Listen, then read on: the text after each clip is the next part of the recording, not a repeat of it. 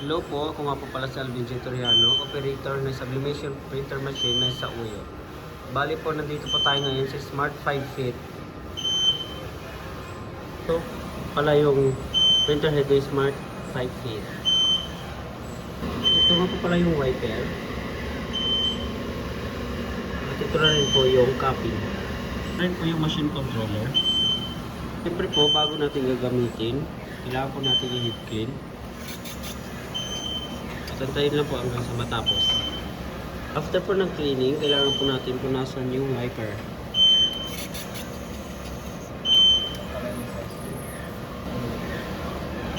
Kasama na rin po yung copy.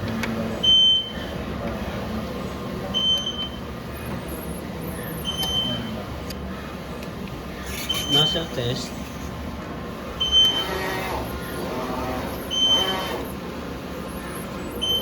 Kailangan po buo yung nozzle bago tayo mag-print. Ito po pala yung ink tank. Yung ink level niya po nasa tama na. Ito nga po pala yung EVR niya. Ink waste tank. Ano po yung ground wire niya. Ito nga po pala yung daily output record namin. Nasa system na po. Ito nga po pala yung sa consumables na sa system na rin po. Ito po yung ICC profile.